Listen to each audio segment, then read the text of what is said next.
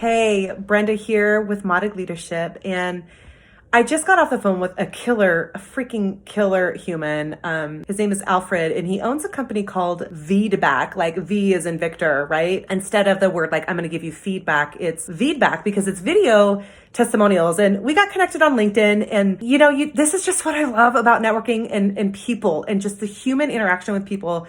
You never know what amazing people you're going to uncover. You never know what phenomenal human beings that are going to cross your path. And when we reach out and we take the risk to engage with these people, it just turns into this beautiful symbiotic relationship. But the reality is he was sharing that he got COVID several months ago, and it knocked him on his rear for like 5 months. He had what they call long COVID, and it really impacted his health, his mental health, his ability to function. I mean, he had to put his company on hold to some extent. And what we talked about today was the impact of the mental stability of this human isolation. And that's one thing, it's bolstered his passion and his desire to move this company forward in an even bigger way, because only 7% of our communication is done through words. 36% is done through voice and inflection. So think of the 7% as like a text or an email, right? You don't always get the tone or the emotion that's tied to it. Like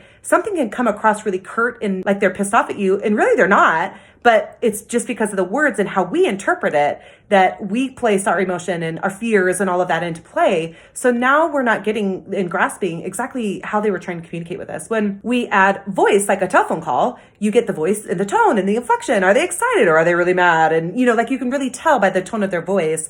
And then you add in person and you get the full experience, right? You get the absolute full experience. I would be curious to see what the statistics are from that leap between adding the layers of text and voice and inflection to video and then in person. We're missing a gap there now that COVID has happened. And if anybody knows of research on that, send it my way because I'd love to know. And I do know that Oxytocin isn't released the same way on video as it is in person. I know FaceTime has done studies about that. I've seen that in the past where they've done studies where they're like the Oxytocin levels just aren't released. And Oxytocin, if you don't know, is like our love hormone. It's what makes us feel good, and it releases the endorphins in our body, and it's what we engage with people. But anyway, back to the conversation with this Alfred from VBAC. He was just saying how critical, not only did this shift in his downtime make him realize like, oh my gosh, I was not on purpose. I was like chasing the dollar, and those weren't his words. Those are my words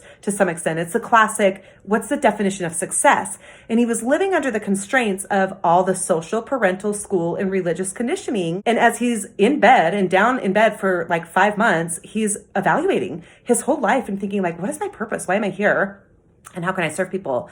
And the conclusion was like, he's obviously in the right company because he really values keeping personal touch and personal engagement across the digital space, where we've become so isolated with COVID. We've become so removed. And quite frankly, we had a conversation about suicide and how much it's increased because of the lack of human interaction. And it just grieves me that there's so many people that struggle with that. So anyway, just a killer conversation. Once again, I just want to just encourage everybody, get back out there and network, find your people, even if it's over Zoom. I mean, this guy's states away, and we are going to be meeting at the end of the month because there's potential for some serious partnership and great minds. Like we're both, our hearts are in the right place where we honestly and earnestly desire to make a shift in this mental space. And obviously the way that I'm going about it is through executive coaching, working with people one-on-one, and doing the team leadership development. That is my favorite. I'm not going to lie, simply because I get to impact so many people at one shot. It's just freaking awesome. It's amazing. And it radically changes people's lives. And he's in the space of doing the same thing for everybody in businesses and keeping people in touch instead of removing the human element and getting people back to the core of human interaction. So if you have any desire to check out feedback, I highly recommend it. I will be using it for my company. And I just wanted to share that though today about the importance of people. And maybe this is the biggest thing is it just was a reminder. We've got to give each other grace right now. We don't know what people are going through. You don't know what they're struggling with. You don't know what they're dealing with at home. You don't know what they're dealing with at work. We take things so personal when things go south and they don't go our way, or somebody talks to us in a way that we don't appreciate. It's just time to give grace. We need to give people so much grace right now. I mean, hearing this guy's story, I was like, holy crap. It's amazing that you have made it through everything that you made it through. And he's so he's so on purpose now and on fire, and it's such a killer. I love seeing it, but he went through a tough time, and we just don't know if that person in the grocery line who's cranky is dealing with the same stuff. So that would just be my message for the day, is just give grace to people, love on people, network with people, embrace people. And the more you know people, the more I fall in love with them, the more I do. I love people. I love people. So get out there and go do your leadership skills on people.